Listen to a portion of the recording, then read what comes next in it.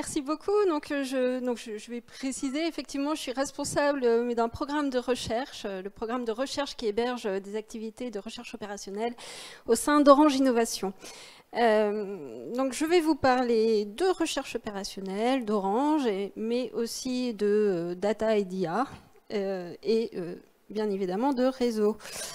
Donc j'ai structuré ma présentation en 3 parties principales. La première porte sur une description de l'organisation interne pour que vous puissiez contextualiser où se situe l'équipe de recherche opérationnelle et les travaux de recherche en recherche opérationnelle. Dans une deuxième partie, je vais vous présenter quelques cas d'usage de recherche opérationnelle, parfois en faisant usage de techniques de machine learning pour optimiser les réseaux et les services d'aujourd'hui. Donc ce sont des cas d'usage sur lesquels nous travaillons directement avec les unités opérationnelles. Et dans une troisième partie, je vais évoquer les grands défis qui se posent en termes d'optimisation et des défis algorithmiques pour gérer et concevoir les futurs réseaux. Alors, tout d'abord, l'organisation interne. Donc, quelques mots sur le groupe Orange. Donc, le groupe Orange, c'est un opérateur de réseau et de services numériques.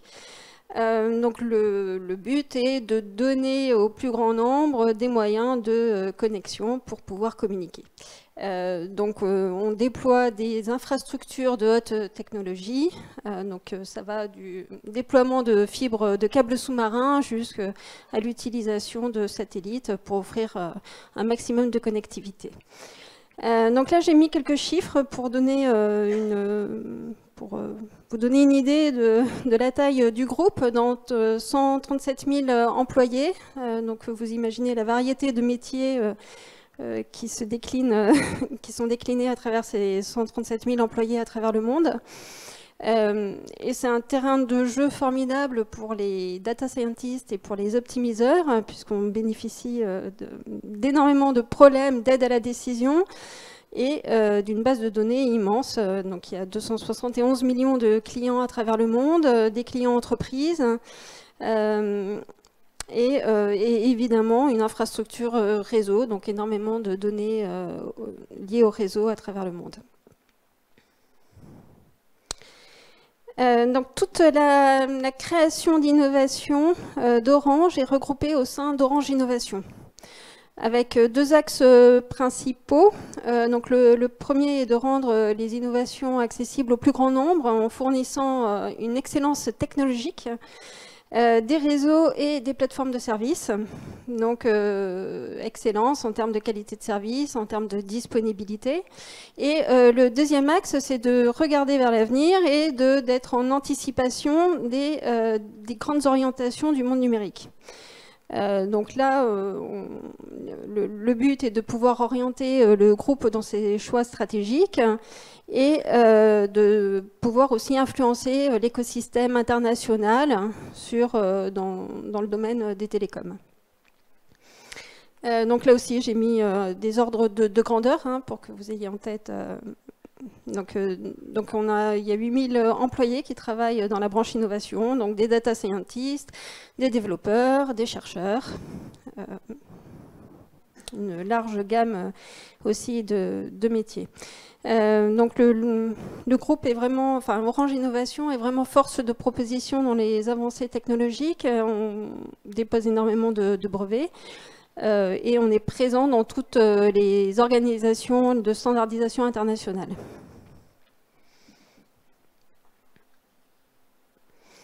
Alors, au sein d'Orange Innovation, une entité a été créée en 2019, une entité qui s'appelle Data and AI, dont le but était de mettre la data et l'IA au cœur du modèle d'innovation. Donc cette entité a été créée pour agir sur 5 ambitions, 5 objectifs principaux, donc autour de l'expérience client, autour de la maîtrise de la complexité des réseaux logiciels, de se placer en rivaux et partenaires d'ailleurs des gens du numérique, et aussi de former les employés et d'aider Orange à devenir plus agile, efficace et évidemment rentable. Donc ça, ce sont les 5 axes, les 5 ambitions qui ont été affichés lors de la création de Data NDI. Et une des réalisations de Data NDI a été de mettre en place une data démocratie. Donc la data démocratie vise à partager les données. Donc vous voyez qu'Orange, c'est un groupe immense. Donc l'idée, c'était de briser les silos des données, d'ouvrir les données, de partager les données au plus grand nombre et de partager aussi des cas d'usage. Donc la data démocratie, c'est un ensemble d'outils et aussi une nouvelle façon de travailler. Donc la data démocratie repose sur 3 piliers principaux, donc une architecture de gestion des données et un ensemble d'outils qui puissent maintenir et garantir la sécurité et la confidentialité des données, évidemment. Deuxième pilier porté sur la formation des employés. Donc il y a eu un vaste plan de formation pour former des nouveaux data scientists. Et le troisième porte sur un changement de la culture opérationnelle, donc avec des équipes qui ont été créées, formées par des data scientists et des équipes opérationnelles.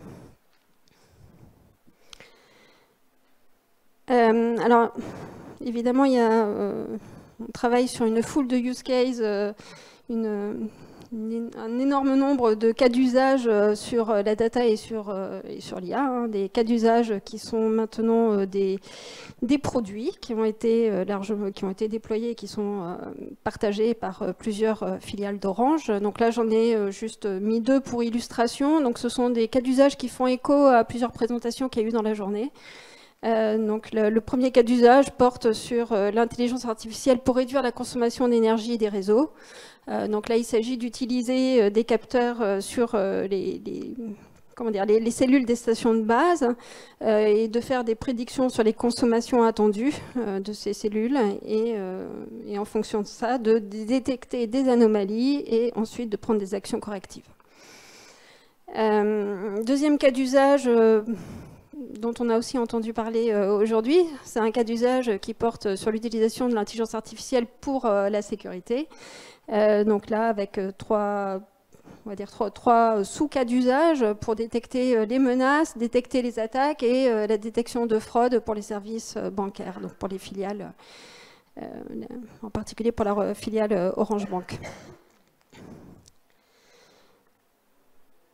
Donc ça, ce sont des cas d'usage qui sont opérationnels au sein d'Orange. Une grande force de travail qui porte ces cas d'usage et qui développe de nouveaux produits basés sur l'IA. Maintenant, je vais parler du volet amont de la recherche. Donc au sein d'Orange Innovation, il y a aussi énormément une bonne force de recherche avec 775 chercheurs. Donc les 3 objectifs de la recherche sont d'éclairer, de guider le futur, de créer des actifs.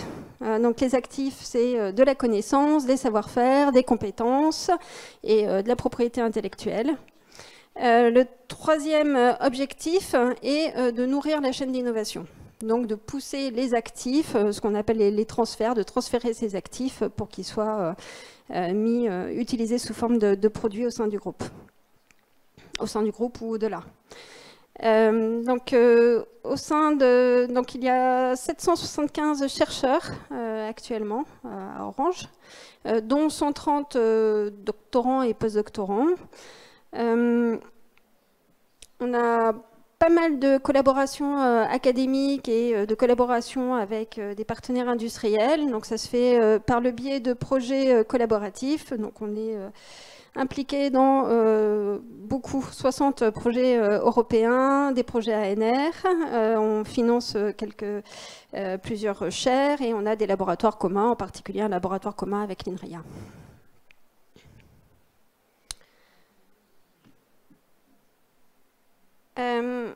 La recherche est structurée autour de 5 grands domaines de recherche. Donc ces 5 grands domaines de recherche sont d'une part fournir des solutions pour le secteur des verticales, donc de fournir des solutions qui leur permettent comment dire, de bien effectuer leur transition à la fois vers un monde numérique et en prenant en compte les contraintes environnementales.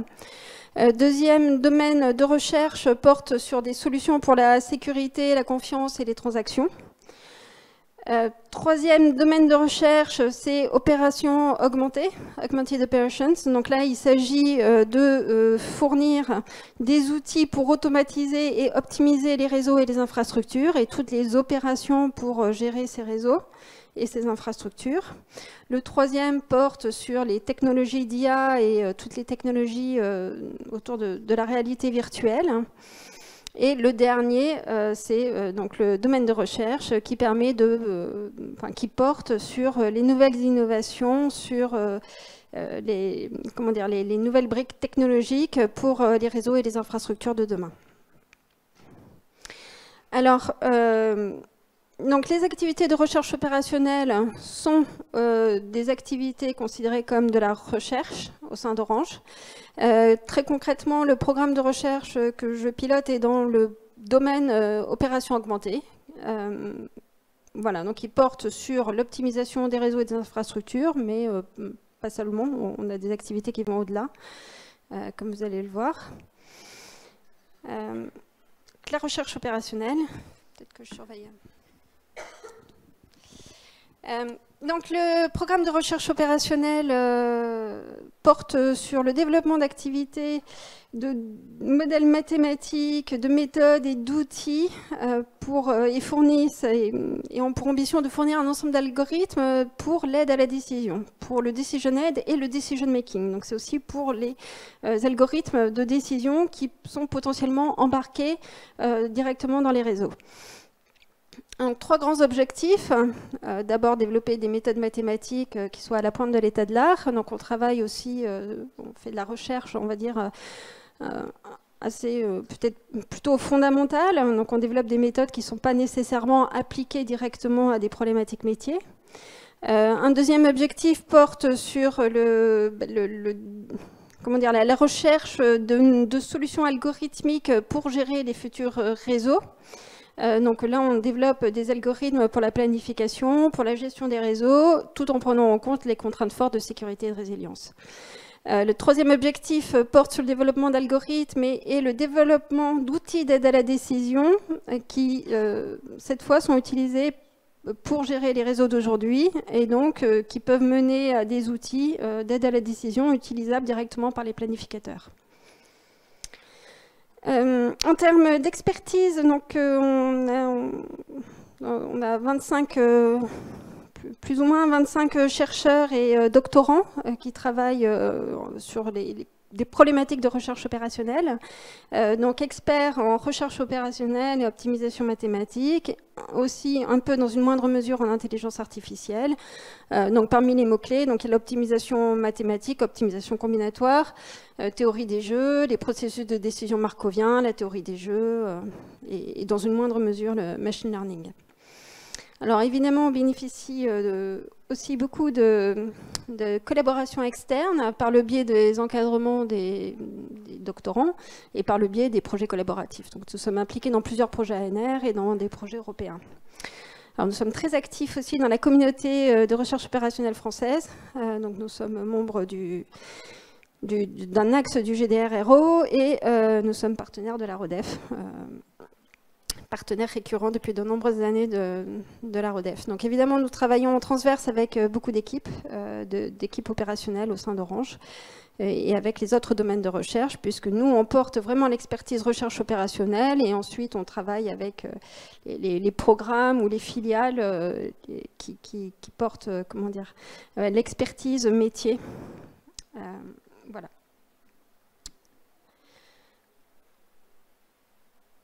Alors, maintenant, je vais vous présenter quelques cas d'usage. On va rentrer un peu plus dans le vif du sujet, dans quelques problèmes d'optimisation sur lesquels nous travaillons.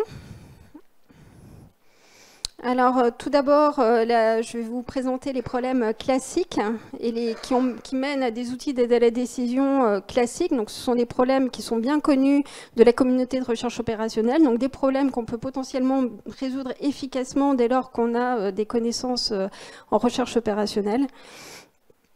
Donc le premier type de problème, c'est le problème de déploiement d'équipement, qui peut se ramener à un problème de type Facility Location. Donc si vous avez fait de la recherche opérationnelle, vous connaissez le problème type de Facility Location, pour lequel on connaît des méthodes efficaces pour le résoudre. Donc c'est un problème difficile, mais... donc là, le problème qui se pose, c'est déterminer où on va installer des équipements, donc sur quel nœud des réseaux on va déployer des nouveaux équipements, de façon à raccorder un ensemble de clients. Donc le but est évidemment de prendre en compte les contraintes de capacité des liens, potentiellement, des contraintes de délai entre les clients vers leur site de raccordement, et il peut y avoir différents objectifs. Le deuxième problème classique sur lequel on se ramène fréquemment, c'est les problèmes de type multi-commodity flow, que vous connaissez aussi peut-être également. Donc là, on se ramène à des problèmes de type multi-commodity flow dès lors qu'on s'intéresse aux problèmes de routage des flux de services sur un réseau. Donc on considère une matrice de trafic avec des paires origine-destination, des quantités de trafic qui doivent être acheminées entre ces origines et ces destinations, et on cherche à déterminer quels sont les chemins optimaux pour acheminer ces flux de trafic. Donc évidemment, on a des contraintes de capacité, des capacités sur les liens, des contraintes potentiellement de délai de bout en bout, donc les chemins ne doivent pas être trop longs. Et on a différents objectifs sur lesquels on travaille, donc minimiser les coûts, minimiser les délais, minimiser la congestion des liens. Donc ce problème nous permet de traiter le problème de traffic engineering. Donc le traffic engineering, c'est l'ensemble des mécanismes qu'on va mettre en place pour gérer les réseaux et les ressources et délivrer un ensemble de services sur ces infrastructures réseau. Je reviendrai sur ce problème un peu après. La troisième brique de base, c'est les problèmes de type network design. Donc là, il s'agit de déterminer quels investissements on va opérer sur les réseaux. Donc, quelle capacité installer, quel lien on va upgrader, ou est-ce qu'on va rajouter des fibres optiques, par exemple, étant donné une prédiction sur le volume de trafic sur la future demande. Donc, pour ce problème-là, il faut prendre en considération aussi la partie traffic engineering, puisque bien évidemment, il faut savoir ce qui va passer, quel est le volume des futures demandes et quel sera leur routage. Donc tous ces problèmes sont des problèmes, on va dire, classiques, hein, que nous connaissons bien, pour lesquels on connaît quelques méthodes efficaces. La plupart du temps, on a des contraintes métiers un peu particulières qui rendent les problèmes un peu plus difficiles, on va dire. Et donc en plus de ces problèmes classiques-là, on a bien évidemment d'autres problèmes d'optimisation. Donc là, j'ai mentionné les problèmes de véhicule routing problèmes pour les tournées des techniciens d'intervention, les problèmes, on a regardé dans le passé des problématiques liées à l'optimisation de la chaîne logistique. On a peut-être le dernier cas d'usage dont on a entendu parler aussi aujourd'hui, c'est les systèmes, l'optimisation de l'allocation des offres à des clients, étant donné un score qui a été calculé par une IA, pouvoir faire une recommandation optimale d'offres à des clients. Donc, au-delà de ces problèmes classiques qui peuvent donner lieu, qui peuvent répondre à quelques problèmes métiers à part entière, plus concrètement, si on veut vraiment optimiser, je reviens sur le use case du traffic engineering, si on veut vraiment optimiser le routage des flows et faire un upgrade capacitaire sur le réseau, il faut prendre en compte tous les problèmes à la fois en un modèle, ce qui complexifie énormément la résolution des problèmes. Donc là, sur ce cas spécifique de traffic engineering, ce qu'on cherche à résoudre, c'est à la fois le routage, en même temps que l'upgrade capacitaire, et en même temps que les nouvelles règles protocolaires à mettre en place pour que le routage de trafic soit effectivement routé suivant le chemin optimal. Donc c'est un problème extrêmement complexe. Donc problématique de network design qui correspond à où est-ce qu'on va installer des nouvelles capacités. Un problème de multi-commodity flow qui permet de calculer les routes optimales, plus un problème de calcul de métriques. Donc les métriques, c'est les poids qu'on va mettre sur les liens pour que le routage emprunte effectivement les routes optimales.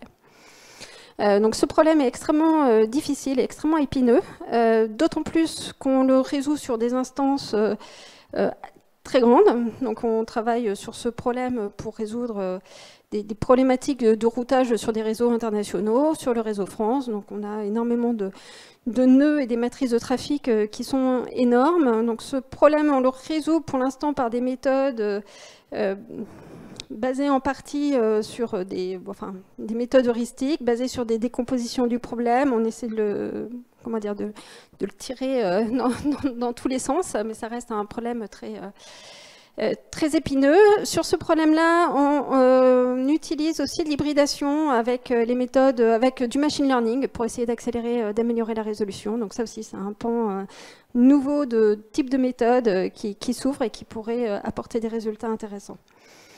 Ce problème de traffic engineering est aussi intéressant d'un point de vue on va dire apprentissage, pas IA au sens machine learning, puisque une analyse fine des matrices de trafic doit pouvoir permettre de prédire à court terme l'évolution du trafic pour pouvoir planifier des différentes règles de routage à court terme. On fait aussi des prédictions de trafic long terme pour pouvoir aider la phase de capacity planning. Et enfin, un troisième cas d'usage qui porte sur des techniques de machine learning sur ces immenses bases de données de trafic porte sur la prédiction de panne et les anomalies detection, la détection d'anomalies. Donc là, l'idée, c'est de pouvoir faire de la maintenance prédictive, et pas seulement, c'est aussi de pouvoir mieux sécuriser les réseaux. Donc si on arrive à mieux prédire où sont les problèmes potentiels sur le réseau, on peut prévoir des chemins sécurisés dans la phase du modèle d'optimisation. Donc c'est vraiment en complément des techniques d'optimisation. D'autres cas d'application sur lesquels on a travaillé à partir de cas d'usage avec les unités opérationnelles. Donc là aussi, c'est un sujet qui est souvent revenu. C'est comment rendre les infrastructures cloud plus green. Donc là, on a développé un ensemble d'algorithmes pour minimiser l'utilisation de l'infrastructure physique. Donc on fait de l'affectation optimale de VM sur des pools de data centers de façon à mettre un maximum d'équipements en veille. Donc c'est une variante du problème bien connu de bin packing. Pour lesquels, donc évidemment, on exploite le fait que c'est une variante du problème de bin packing pour le résoudre efficacement. Donc sur des jeux de données de data center, nous avons montré que par rapport à l'algorithme d'orchestration classique, on pouvait réduire avec donc un algorithme exact d'allocation des VM, on arrive à réduire de 33% l'utilisation de l'infrastructure physique, ce qui se traduit directement par un gain d'autant en termes d'économie d'énergie. Sur ce placement de VM, on a regardé aussi un second cas d'usage dans lequel on s'autorise à migrer les machines virtuelles pour tirer profit de data centers qui sont alimentés en énergie verte. Donc là, à partir d'une prédiction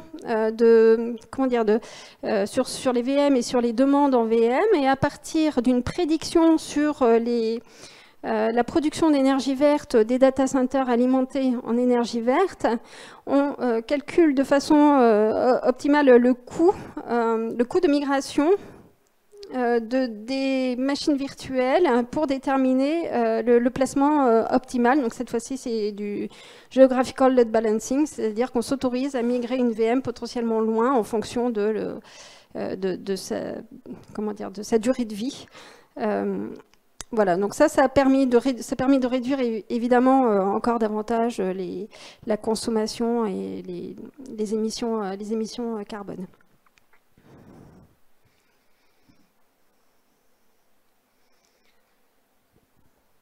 Alors, Alors, je vais vous présenter une autre application. Là, on change de terrain, mais c'est un cas d'usage qui est aussi assez intéressant sur la cybersécurité. Là aussi, l'utilisation de méthodes de recherche opérationnelle pour traiter des problématiques de cybersécurité. Donc les systèmes complexes peuvent être modélisés sous forme de graphes. Enfin, on a proposé une modélisation sous forme de graphes de ces systèmes. On suppose que chaque nœud peut avoir des vulnérabilités potentielles qui peuvent causer des dommages à l'autre bout du système. Donc le but est de pouvoir évaluer le risque de l'ensemble du système et ensuite de prendre des actions correctives. Donc il s'agit d'un jeu entre un leader et potentiellement plusieurs attaquants qu'on peut modéliser à l'aide de l'optimisation combinatoire sous forme de problèmes biniveaux, où le leader, qui est le provider d'infrastructure, qui va chercher à protéger son réseau en déployant des contre-mesures, et les attaquants, qui sont des followers et qui vont, eux, chercher les chemins d'attaque qui vont pour éviter les contre-mesures et pour atteindre leur cible. Donc c'est aussi des modèles d'optimisation très intéressants, particulièrement difficiles à résoudre, mais qui me semblent vraiment cruciaux surtout pour les systèmes virtualisés et dynamiques pour les futurs réseaux. Cette étude de cybersécurité et pouvoir fournir des politiques de sécurisation est vraiment fondamentale.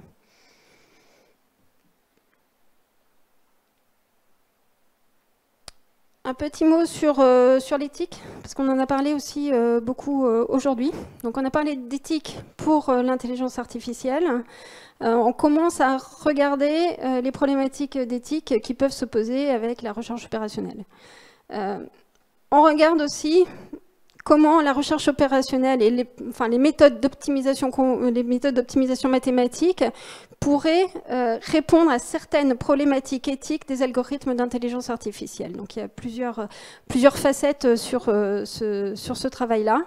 Peut-être juste rapidement, le cas d'usage concerne la problématique NBOA, dont on a entendu parler aussi aujourd'hui.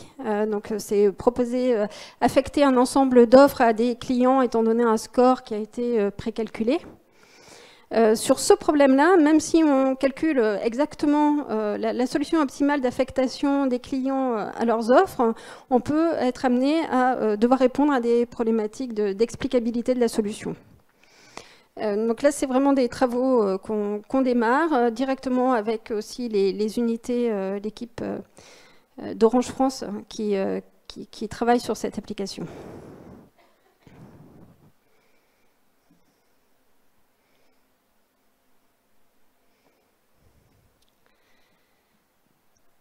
Troisième partie, j'espère que je ne vais pas trop vite, que vous arrivez à suivre.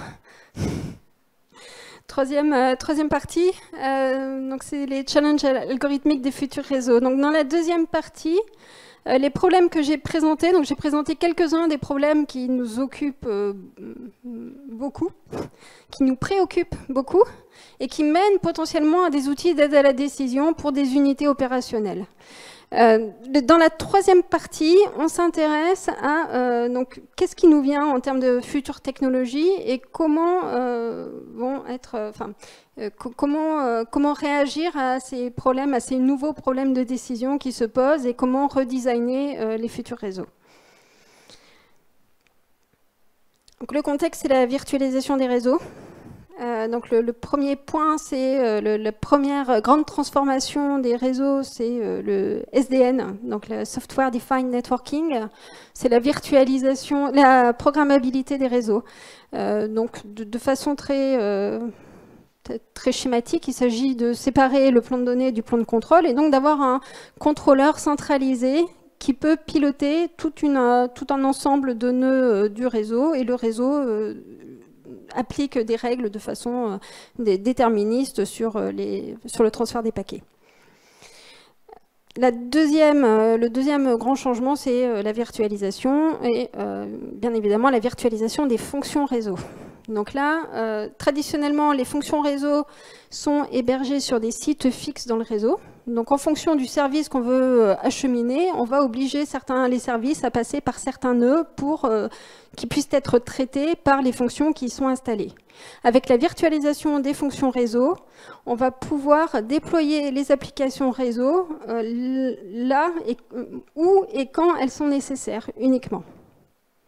Donc ça amène énormément de flexibilité, puisque maintenant, on peut, entre le contrôleur qui est centralisé, qui peut piloter tous les flux de trafic, et la virtualisation qui permet d'exécuter des fonctions réseau à la volée de façon très dynamique, n'importe où sur l'infrastructure réseau, on a une flexibilité qui est énorme et une combinatoire qui explose.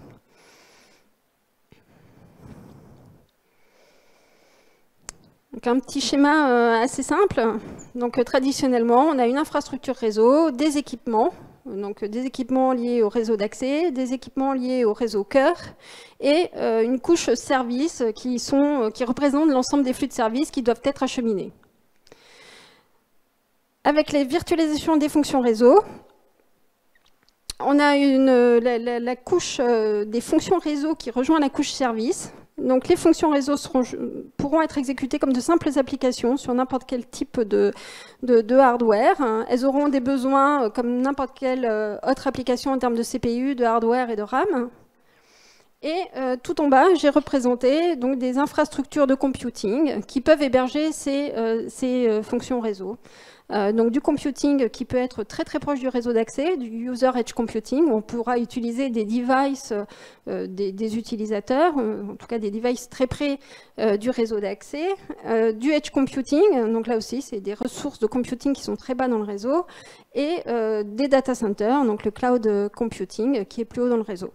Donc on peut exécuter ces fonctions réseau à n'importe quel...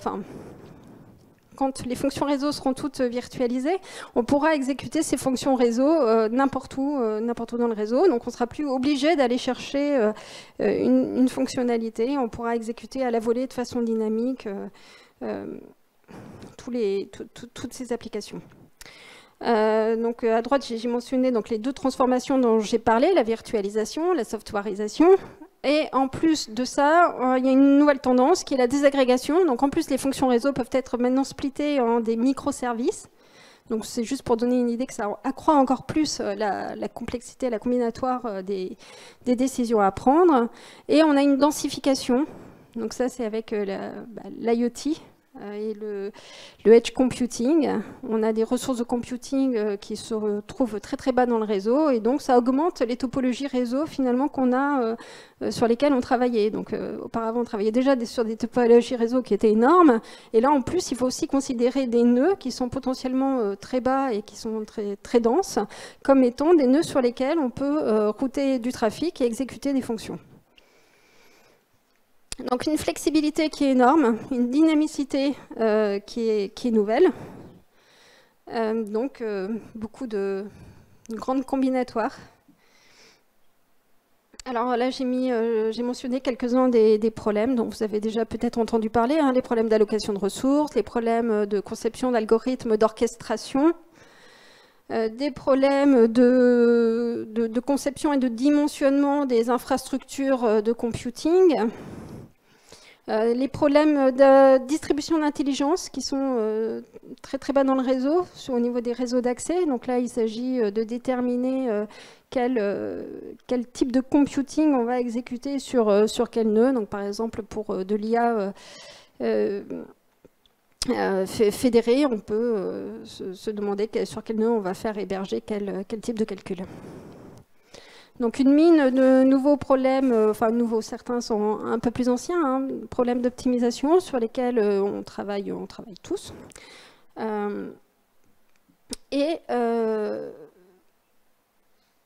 Donc travailler sur ces problèmes indépendamment les uns des autres ne suffit pas à résoudre la question des problèmes d'optimisation et de gestion des réseaux virtualisés. Alors pourquoi? Parce qu'il faut considérer des approches bout en bout. Donc il y a une forte interdépendance entre tous ces problèmes de prise de décision. On ne peut pas prendre des décisions, enfin le design de l'infrastructure par exemple, qui se fait sur un temps long, va forcément ensuite avoir des répercussions sur l'allocation des ressources qu'on va pouvoir faire. Donc l'idée est bien de prendre en compte au maximum les interdépendances entre toutes ces prises de décision, alors sachant qu'il y a pas mal de compromis qui doivent être modélisés et qui doivent être pris en compte. Et là, on est face à plusieurs défis.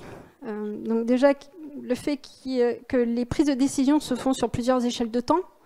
Donc les algorithmes d'orchestration ou d'allocation de ressources peuvent se faire sur un temps très court. Par exemple, les algorithmes de scheduling dans le réseau d'accès se font en temps réel. Et on a des décisions à plus long terme, mais ces décisions vont toutes être interdépendantes. Donc les décisions à plus long terme, c'est par exemple dimensionner ou ouvrir un nouveau site pour héberger du computing. On est face à des problèmes d'optimisation qui sont souvent multi-objectifs, avec des objectifs qui peuvent être contradictoires.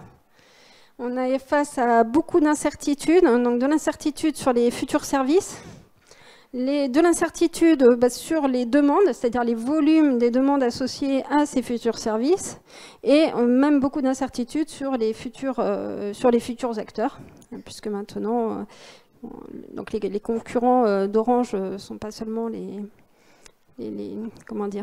opérateurs, mais c'est aussi les géants du numérique.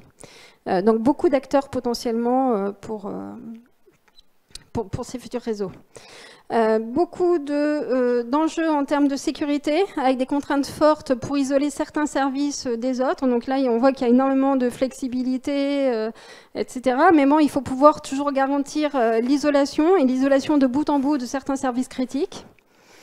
Il faut pouvoir traiter les problématiques de résilience. Et dernière difficulté, c'est que les technologies ne sont pas encore figées. Donc elles évoluent en continu, donc il faut toujours être en avance de phase sur les futures technologies télécom qui arrivent. Donc les approches bout en bout sont nécessaires. Ces approches doivent reposer sur la recherche opérationnelle, potentiellement aussi sur des briques d'intelligence artificielle. Peut-être... le temps passe vite. Juste rapidement, donc je vais vous présenter le problème de conception de réseaux virtuels de bout en bout. Je vais passer vite. Directement ici. Donc le problème de Network Slice Design Problem, qui est un problème justement de conception des réseaux virtuels de bout en bout, qui se pose avec la 5G et au-delà de la 5G. Donc la 5G, une des promesses de la 5G était de pouvoir fournir des réseaux virtualisés, des réseaux virtuels à la demande, qui fonctionnent comme s'ils avaient leur propre infrastructure physique. Donc pour pouvoir déployer, donc il faut concevoir ces réseaux virtuels et pouvoir ensuite déterminer comment on va partager l'infrastructure physique entre l'ensemble de ces demandes pour des réseaux virtuels, tout en garantissant un ensemble de caractéristiques associées aux demandes pour les réseaux virtuels. Donc c'est un problème qui peut s'apparenter au Virtual Network Embedding, donc qui est étudié dans la littérature depuis un certain nombre d'années, qui consiste à déterminer comment mapper plusieurs réseaux virtuels sur une même infrastructure physique, augmenté par un problème qui est étudié aussi depuis un certain temps, un problème de service function chaining, qui consiste à déterminer le routage et le placement de fonctions pour un ensemble de demandes. Donc c'est une combinaison de ces deux problèmes-là, le problème de Network Slice Design. En plus de cette combinaison de VNE et SFC, on a quelques contraintes techniques particulièrement complexes à modéliser, en particulier pour l'isolation. Donc isoler un service, ça veut dire qu'on ne pourra pas partager d'équipements communs pour l'ensemble des éléments du service. Donc c'est des contraintes, cette isolation peut se faire à différents niveaux. Donc on a des contraintes aussi sur les microservices qui parfois peuvent être centralisés, parfois non, qui peuvent parfois s'exécuter en parallèle, parfois non. Donc une multitude de contraintes métiers.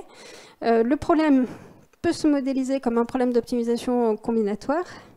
Donc je ne vais pas rentrer dans le détail, hein, c'était juste pour vous donner une idée. Donc on a fait l'exercice de mettre un maximum de contraintes sur ce problème-là. Je vous le montre juste pour, évidemment je ne vais pas rentrer dans le détail, hein, c'est juste pour que vous ayez une idée. Quand on rentre l'ensemble des contraintes métiers, on se retrouve face à un problème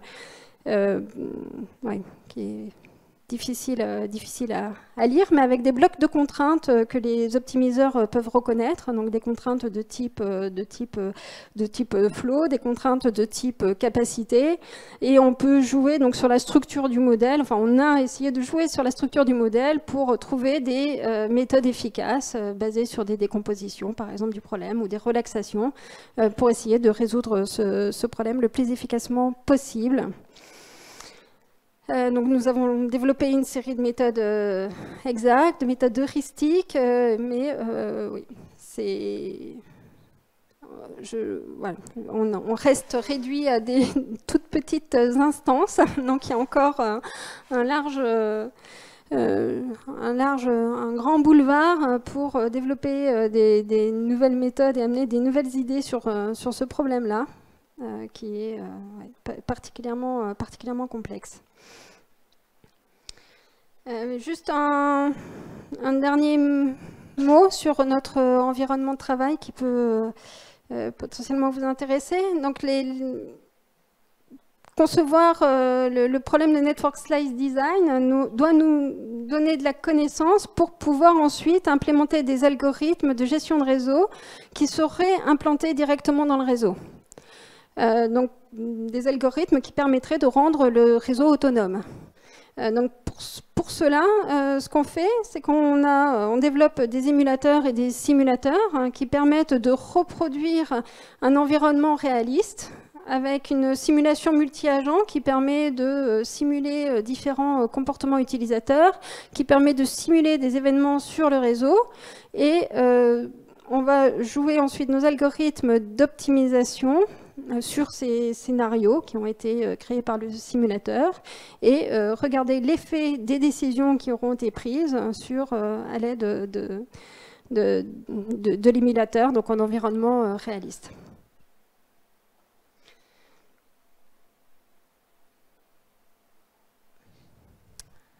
Voilà, donc je vais conclure. Donc le message que je voulais faire passer, c'est qu'on a une complexité combinatoire qui explose avec les futurs réseaux. Donc on était déjà face à des problèmes qui étaient difficiles et qui nécessitaient des méthodes fines d'optimisation.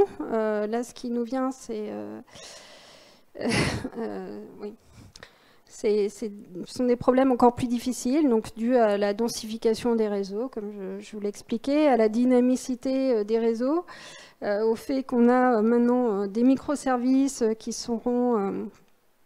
doivent être gérés finement.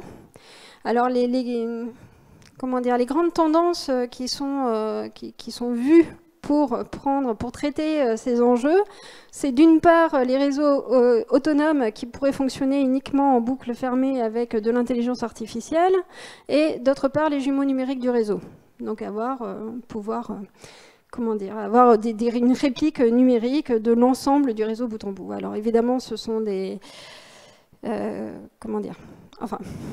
donc ce sont les deux grandes tendances sur lesquelles le monde des télécoms se produit énormément. Cependant, gérer un réseau, ça requiert de la confiance, de la sécurité, de l'explicabilité, de la durabilité, encore plus que de la flexibilité. Donc il y a encore un gap à franchir avant de pouvoir avoir ces réseaux entièrement autonomes, et ce gap pourra être fermé, on l'espère, grâce aux méthodes d'optimisation. Donc en perspective, on travaille actuellement sur les méthodes robustes qui prennent en compte les différentes échelles de temps.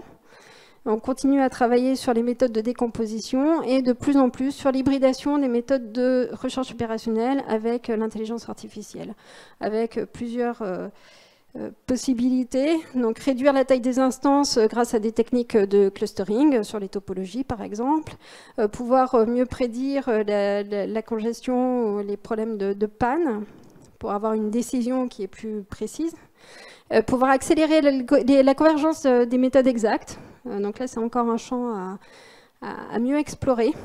et aussi donc des possibilités peut-être d'apprendre quelles sont les caractéristiques des solutions optimales pour essayer de mieux guider les algorithmes d'optimisation. Voilà, merci.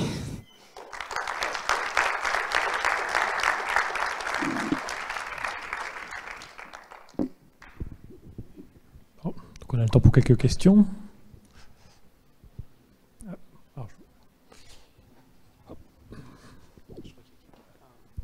Oui, bonjour.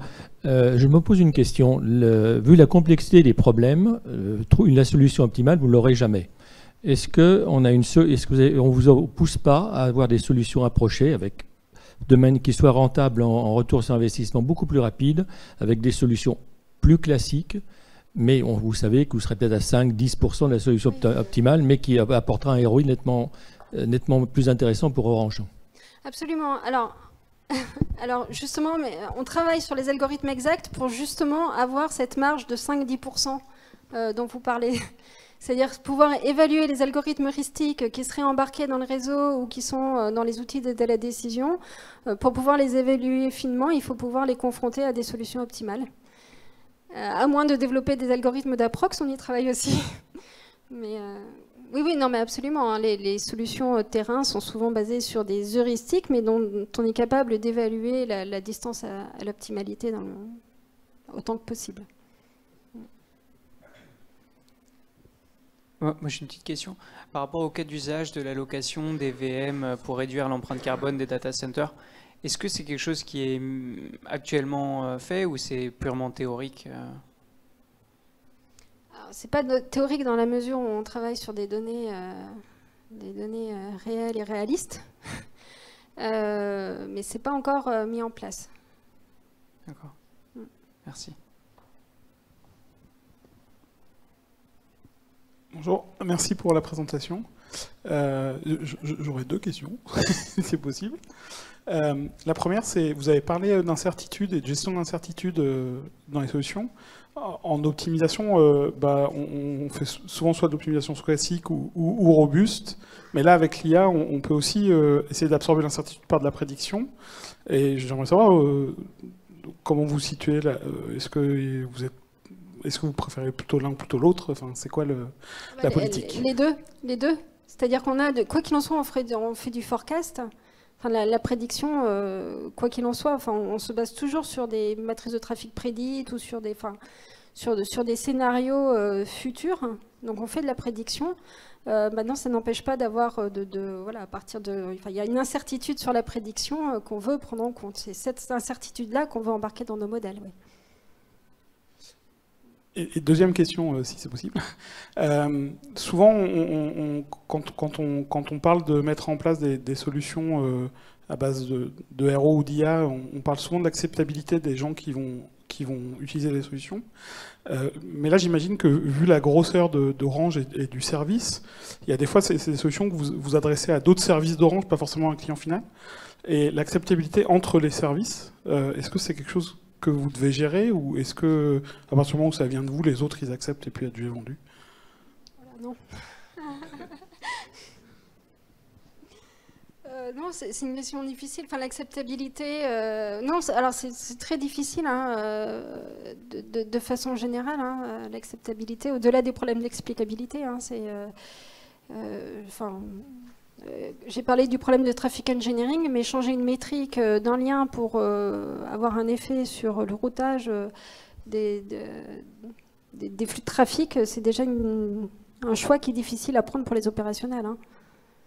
Même si on leur montre sur papier, sur un outil, que ça fera gagner et diminuer la congestion, ouais, c'est difficile. Bonjour, merci pour cette présentation très très riche. J'ai une question à vous poser concernant la vision que vous avez autour du réseau autonome et du jumeau numérique. Est-ce que pour vous, il y a une liaison entre ces deux objectifs ou ce sont vraiment deux choses distinctes? Alors, c'est une question difficile. Non, alors le jumeau numérique peut venir en support des réseaux autonomes. enfin, doit venir en support Après, le jumeau numérique, c'est difficile parce que le jumeau numérique du réseau, ça veut tout et rien dire. Parce que, enfin, ouais, bon, voilà. On ne va pas répliquer l'ensemble du réseau et toute la granularité fine du réseau. Voilà. Question de contrainte. Je sais que tu as un train. Est-ce que tu as encore un quart d'heure? Je pars demain. Ah d'accord, ok. Bon alors c'est bon, alors tranquille. Vous pouvez poser des questions. J'ai relaxé la contrainte. Tu as relaxé la contrainte. Dernière question.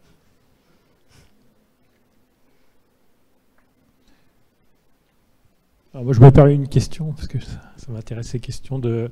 Alors, on a parlé d'explicabilité. Alors, on a vu ton modèle tout à l'heure, là, celui qui fait toute la page.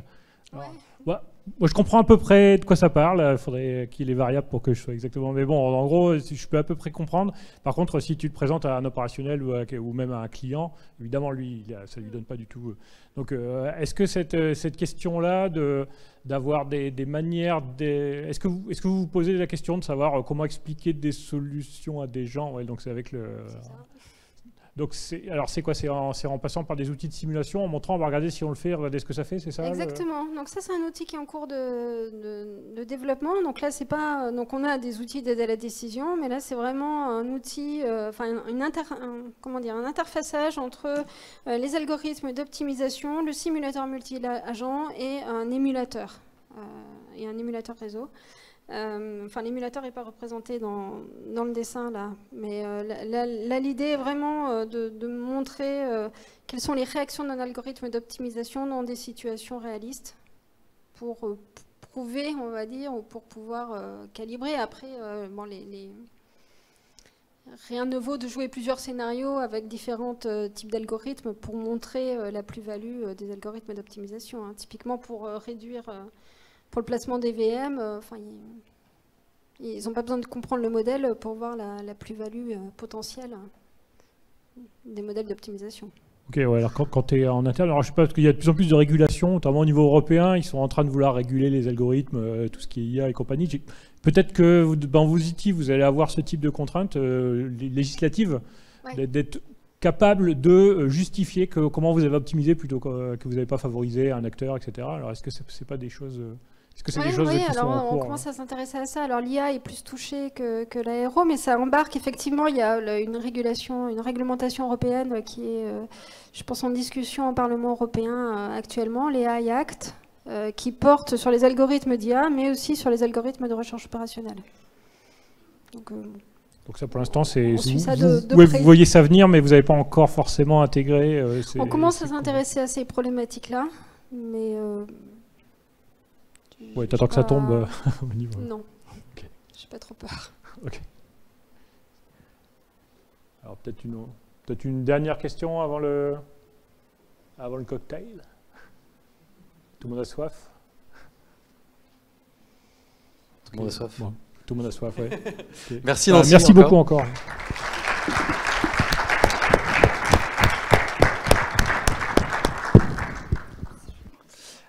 Alors je repasse. Attendez 2 petites minutes avant de partir. Donc je voulais remercier encore une fois toute l'équipe d'organisation, l'équipe de Digital Aquitaine, le jury que je vais inviter avec l'équipe d'organisation à venir rejoindre sur scène pour qu'on fasse une petite photo. Et je voulais remercier nos soutiens, hein, puisque sans eux l'événement d'aujourd'hui n'aurait pas été gratuit. Donc merci d'abord au réseau R3 IA qui a permis la captation et vous pourrez retrouver tous ces contenus en replay sur le site iadatascience.fr. Merci également donc aux financeurs de Digital Aquitaine, donc la région, Bordeaux Métropole, la Banque des Territoires, la CCI. Merci à l'Association française de recherche opérationnelle. Donc vous avez vu, on a pas mal parlé de héros aujourd'hui, donc je pense qu'on a fortement contribué à l'aéro. Merci également à la MIES via son programme France 2030. Merci au Meetup Bordeaux Machine Learning. Donc je vous invite à vous inscrire si vous êtes du coin. Ils organisent régulièrement des meet-up assez techniques et assez intéressants. Merci à l'IUT et à l'Université de Bordeaux pour leur soutien financier et au Labri également. Merci à Numérique qui est présent encore, je crois, avec qui vous pourrez discuter également. Et puis vous avez pu rencontrer les différents acteurs via les stands. Donc merci à Artelis, Avisia, Feedbox, Kereon, LocalSolver, Reinvent, Talan, Telio et Malte, qui ont donc passé la journée avec pas mal de monde sur les stands apparemment. Donc on est content d'avoir pu voir ces échanges physiques et réels. Merci également à Placeco qui nous a fait une couverture médiatique et qui a mis en avant l'événement, ainsi que Actuia, très bon magazine papier et webzine. Donc je vous invite à regarder avec des articles assez techniques, des retours d'expérience, etc. Donc c'est une revue qui est vraiment très, très, très bien, et on vous encourage à vous abonner. Merci également à l'ADI qui, comme d'habitude, est partenaire de cet événement. Bravo à toute l'équipe, et puis à l'année prochaine pour de nouveaux événements.